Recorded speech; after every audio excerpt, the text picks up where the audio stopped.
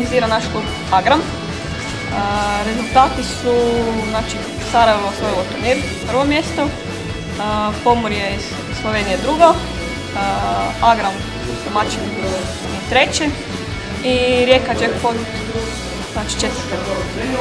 A za juniorke kadetkinje, znači, poredak je isti, znači Sarajevo prvo, Pomorje drugo, Agram treći i Rijeka četvrta.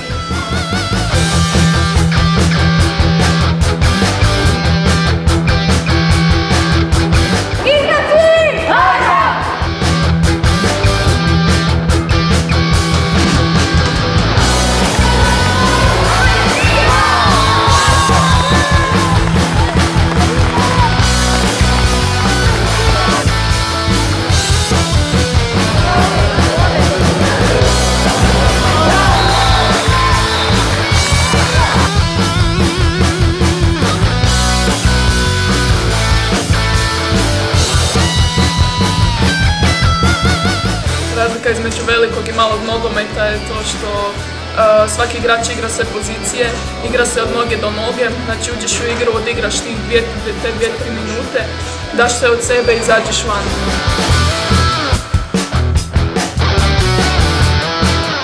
Razlika između branjenja na velikom i malom golu je osnovna u tome što u malom nogometu više golman mora imati snagu i trbušne mišiće da bi brže reagirao, mora imati refleks i dobro se postaviti. U velikom nogometu stigneš, lopte su iz veće daljine pa stigneš se baciti i reagirati, a tu baš moraš imati snagu i baciti se.